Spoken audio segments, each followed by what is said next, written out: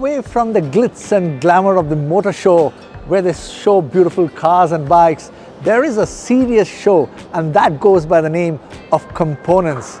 Yes, we are here at the Auto Expo 2023, the component show.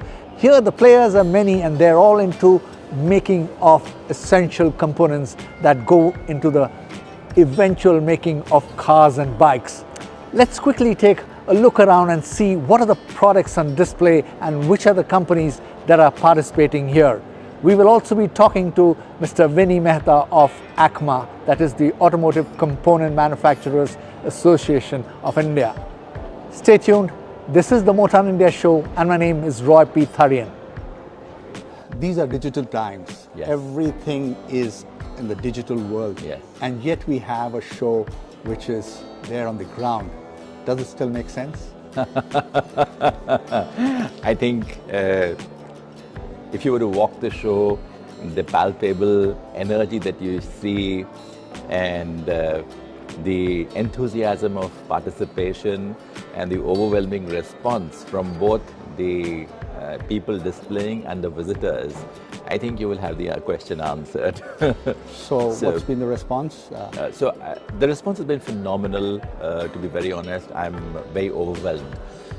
This show is happening after a hiatus of 3 years, and this is spread around 60,000 square meters of area, 800 participants, 15 international countries here, 6 country pavilions, and visitors from 60 plus countries.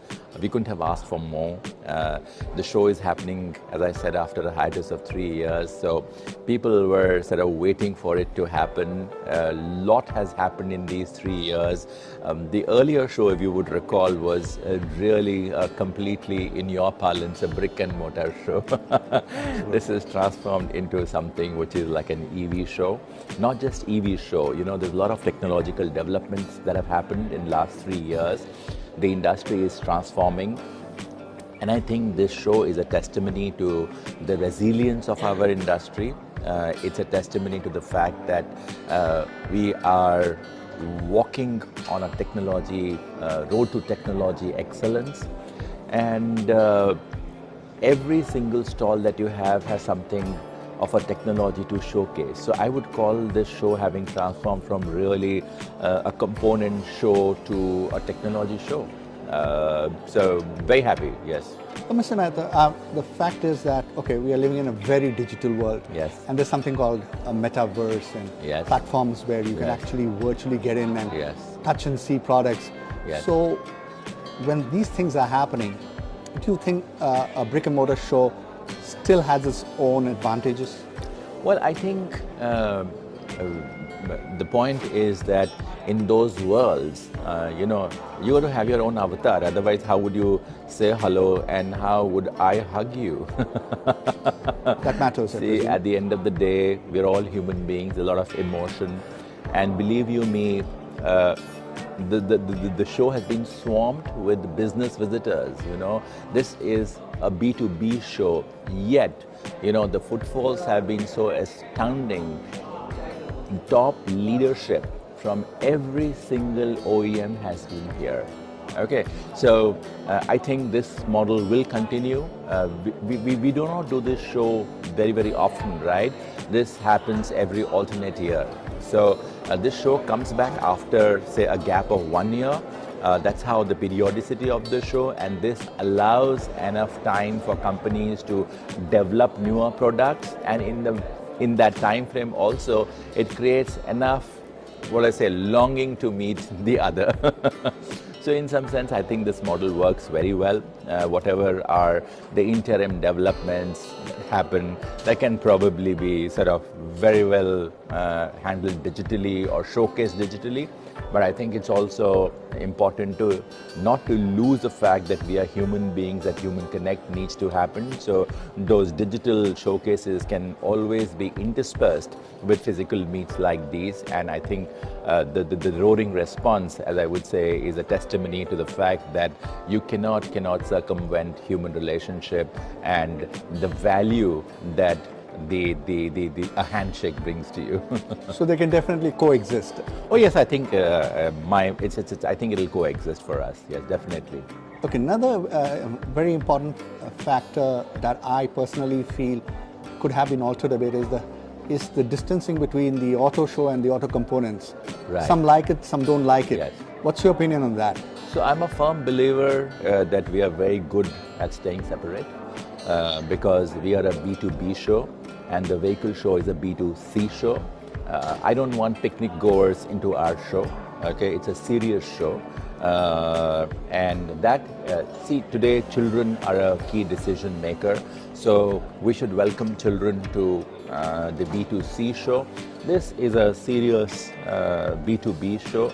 So as of now, we're not allowing children and families, but maybe if need be, there's a school of thought that says that we should welcome the newer generation because our industry is becoming attractive. You know, you got to attract newer talents.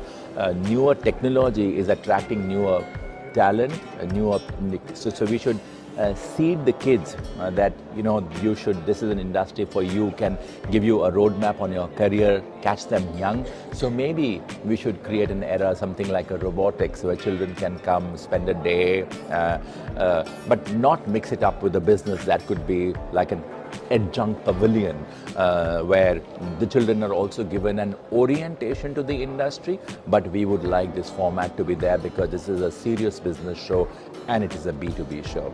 So is it right on my part to assume that you would always like these two shows to be held in two different venues?